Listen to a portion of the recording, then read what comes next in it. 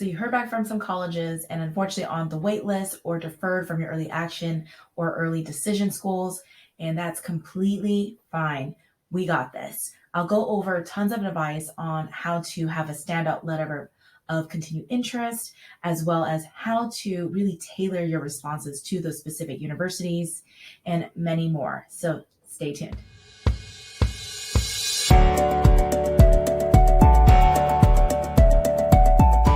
I'm Tiffany Fu. I'm a college and career coach. I help tons of families and professionals navigate career paths and students think through their post-secondary education. And I work with students every year in cohorts preparing for college applications and career paths. So if you're ever interested, go ahead and look at my information in the description down below. And while you're at it, hit the subscribe button too. First, I wanted to explain why you're on the wait list or deferred. It is not you, it's the universities or colleges. They essentially had way too many overqualified candidates for the university, so they now want to review you in the regular decision pool or review who would be accepting the offers and then decide after the fact. And the reason why universities do this is to protect their school rankings. How many students that got these offers are actually accepting? And basis off of that percentage, the acceptance rate, that's directly correlated to their school rankings. I know there's a lot that goes into it, but universities are like businesses. They need to really think about their branding reputation too.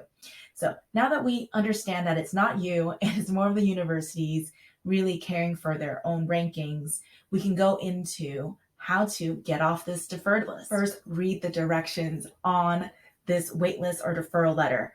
A lot of students skip this step because you're anxious, you just want to get the work done. Good for you that you're very motivated. However, we need to read things very carefully. If the admissions team says, do not reach out to our office, don't even write a letter, then there's no need to do that. But if they do, they usually tell you when you should send it in by and how long it should be and what you should be addressing, which are typically activities, grades, any differences. So make sure you read it very carefully to follow the directions to a T. So now let's go ahead and take a look at an example letter that we've received, and let's read through it. We are deferring your application for your first choice major, computer science. As you all know, super competitive. Once again, it's not you, it is the universities. We understand that this is not your decision. However, this decision we're able to offer at this time due to the competitiveness of the program you've applied to and the volume of students applying to Purdue this year. If we're not able to admit you in your first choice, your application will automatically be reviewed for your second choice, which is data science. Very relative. You will receive an admission decision by March 31st. If you have new grades or test scores that haven't been sent to Purdue, you are welcome to provide those by self-reporting them. Okay, right here. First thing, any new grades or test scores. So if test scores, if you took SAT, ACT after you've already submitted your early admissions, this is a good time to send them in if you have good scores or better scores. And new grades. So if you have better grades from what you had before or same grades even, that's good. As long as you're not quite dipping in your grades, and especially for the grades that are necessary to do well for your major. So say, for example, if you're interested in computer science, you need to have good STEM grades. And here we go. So that's first step, grades. You can also use the letter continued interest form. So there's always going to be a portal for this separately. You don't usually need to send it in physically. Found under the reply forms tab to share additional information about your interest level in Purdue, as well as to upload supplemental materials that you have not, in bolded letters, previously shared, such as a letter recommendation. So remember this, some students maxed out all of their letters of recommendations, LORs. So if you already maxed them out, do not send any more because you have already sent them in. All right, that's a key point. If you're no longer interested, there's a cancellation form available if you have any questions, and this is signed by the admissions office, and this is the director of admissions, Mitchell W. Warren, right? So pay attention to the who sent this as well, because you want to keep them updated on if you're interested in sending in your information, okay? So let's take a look at the letter continued interest form. Once you log into your portal for your specific school, you'll be able to access the further details for your letter of continued interest.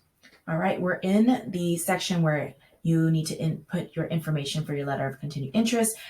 Mind you, I'm not a current applicant, so I had to have my student take a screenshot for me, and hence that's why it's in this document form. But I want to walk you through it. So it says applicants must complete this form to express their continued interest, and this school, Purdue, will be using the information on the initial application, and deferred applicants can expect information. So this is a repeat of what they said on the letter itself. And I am walking you through this because we need to read every word on here. And if there's any more details that we need to pay attention to. So some universities are going to tell you what type of word count or character count is allowed. I've seen on average anywhere from 250 words to 500 words. And the way to check it, if they don't explicitly say it, is copy any random few paragraphs from an existing essay, paste it in there and see if it stops at a certain word count, because I don't want you to be writing a whole bunch of information and you're only allowed a few words. And then the section right here says, if you have any supplemental materials that you have not previously provided with your application, upload them here. I've seen plenty of students upload honors or awards, any recognition. I've also seen uploaded transcripts to share more about their grades, finished projects as well. So here is the insights to this. Let's move on to how to write a really good letter of continued interest now. I especially want to call out that whatever you put in your letter of continued interest needs to be new information. It should not be anything repetitive of your existing application, because oftentimes when they're reviewing your information with your letter and attachment, they're going to look at it holistically. And if it's repetitive, they're going to assume you don't have much more information. And it's just seems like you're kind of wasting their time. And that's not considerate. So please do not add any same information. You might be thinking, it's been only a few months. How much more information do I have? Well, in fact, there's a lot of things that you probably worked on and you didn't realize it.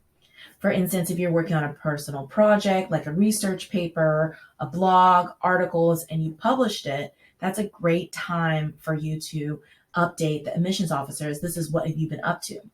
And the formula I've seen work really well is having at least 3 examples of what you've been doing, and they can be different sides of yourselves. It doesn't necessarily need to be all related to your desired major. So for instance, this student, they were interested in computer science, data science. So having maybe 1 or 2 tech related interests that they've been developing through their activities is helpful. And then additionally, what have you been doing on the personal side? Is it you've been working out more and you're really focusing on your health and wellness? That's a great one to highlight. If you have been helping out more at your community center or volunteering with your community service group more, there's all those different achievements, those still count. And if you're highlighting these things, they should be impactful activities. Like, show us the metrics and values you brought. One of the best ways to stand out in your letters of continued interest is to really tailor your response to the specific school. So this is going to require some reflection and research. And oftentimes these universities want to know why you want to go to this university. So take it a step further and find other qualities or reiterate with new examples as to why you really want to go to that school. So I'll give you an example for Purdue. Let's go ahead and take a look at their mission and values. I just Googled Purdue's statement of values and look, they have it so clear for us to reference. So you should really be paying close attention to how are you embodying this and put it into your letter of continued interest. So at Purdue, these are the 6 pillars: integrity, respect, honor, inclusion, innovation, and growth.